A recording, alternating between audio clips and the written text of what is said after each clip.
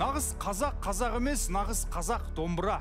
Ұлы ақындарымыздың жырын жырлап, күмбірлете күй шерткен талантпен танысу үшін экранға зер салайық. Саған жар менен артық табылса да, сорласық сарғайса да. Абайдың әнін шырқаған сары жігіттің есімі Денис. Ұлты орыс болса да, жүрегі қазақ деп соққан ол Қостанай облысы Аманқарағай ауылында дүниеге келген. Кішкентайынан қазақтың тілі мен өнері бойына дарыған Денис бүгінде ұлттық ұланның ән би ансамблінің солисі. Қиын жолдарда аман келеміз, асыл заман саған сенеміз. Жарқын жақсы күндер арнап сәлем беремін. Абай мен Шәмшінің әндерін тамылжыта шырқаған Денис ана тілімізді меңгеру үшін аз ғана уақыт жұмсағанын айтады. Сары жігіт шын ынталанған адамның алмайтын қамалы жоқ екеніне сенімді. Күнделікті өмірімде достарыммен және қызметтестеріммен қазақ тілінде сөйлесуге тырысамын. Әскери ортаның өзі маған барынша көмектесті. Қарулас достарым жақын тартып, менімен қазақ тілінде сөйлесті. Енді бұл тілдің арқасында мен өмірімде көптеген өзгерістер орын алды. Тыңдаушыларымның аясы кеңейді, достарым көбейді. Кез келген жерде ақпарат пен жаңалықтар қол жетімді болды. Жалпы кез келген тілді үйрену үшін оның ортасына белгілеу керек. Адамның жеке ынтасы керек. Қиындық болған кезде кедергіден асып өту адамның өзінің қолында. Ынта болғанда еш нәрсе кедергі бола алмайды. Көреміздің мерекелік шығарылымның келесі қонағы Денисті қошемет құрметпен қарсы алайық. Денис, ассалаумағалейкум. Уағалейкум ассалам. Мереке құтты болсын. Жайғасыңыз. Амансыз ба? Бәрі жақсы, рахмет. Қай жақтан келдіңіз? Астанадан. Қазір Астанада ұлттық ұланның сапында қызметтесіз. Дұрыс. Неше жылдан бері, немесе неше жастан бері қазақша сөйлейсіз? Мен қазақша сөйлеймін деп осылай айта алмаймын, өйткені менде көп қателестіктер бар. 5 жыл сондай примерно бастадым. Әскерге барған кезде, содан кезде сол бастадым. Енді заңды сұрақ қойыңызшы, не түрткі болды қазақша сөйлеуіңізге? Мен қазақша сөйлеген кезде әскерден бастадым. Мен достар оңтүстіктен болды. Олар орысша көп сөйлеген жоқ. Мен қазақша сөйлеген жоқпын. И бізде қызық болды бір-бірімізді түсіну. Демек, сіз әскерге дейін таза орысша сөйлейтінсіз, қазақша қоспай. Иә. Содан кейін сарбаз қатарына іліндіңіз де, әскерде қазақ тілін үйреніп алдыңыз ба? Үйрену бастадым. Сосын әскерден кейін мен біздің коллективке түстім.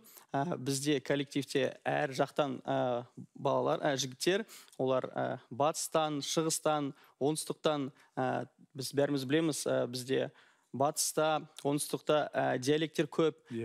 Сон іздеген кезде, сөйлеген кезде сен түсінесің, неге мысалы бізде дядя деп, көке деп аталады, әдеби тілмен.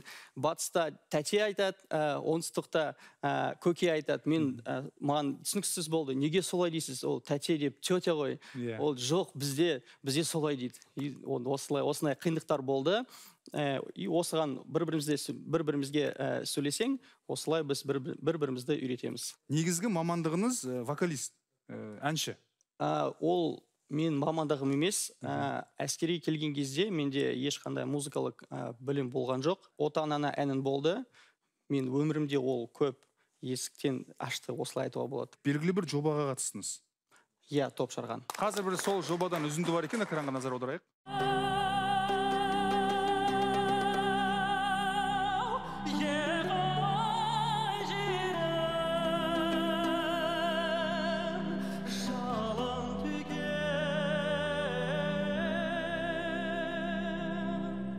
Шалғанда ғашығым санау,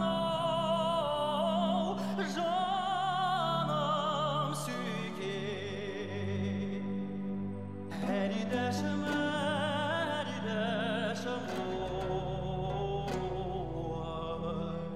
музыкалык билимим болмады дейді. Гүлбаршын апай, қандай баға бересіз? 5 деген баға берер едім. Рахмет. Себебі қазір тыңдап отырмын, Абайдың әнін тыңдадық.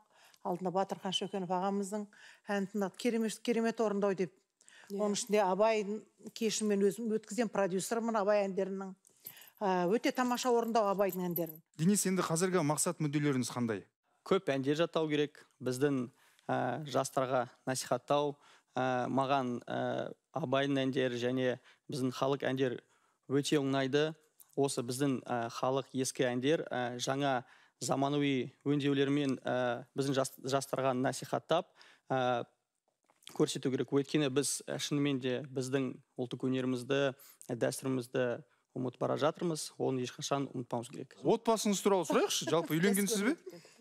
Иә, менде 3 балам бар. Балаларыңызға қазақ тілін үйретіп жатсыз ба? Олар өздері үйреніп жатыр. Маған қарап, олар менің әндер бәрін білет. Менімен бірге айтады. Мен кішкентай ұлым балабақша қазақ тобында барады. Осындай ақырын үйреніп жатыр. Мен де соны сұрайын деп отырмын. Жұбайыңыз қазақ па? Жоқ, ол неміс. Өзіңіз орыссыз. Иә. Әйелі неміс, өзі орыс, балалары қазақ. Енді мереке қарсаңында сізді ортаға шақырып, жанды дауыста ән сұрайық. Иә? Келіңіз. Жақсы танды демесін, сүйем десем, табынатын тәңірім ием десем, адам болып күн кешу қиын маған. Арқа тұтып өзіңе сүйем десем,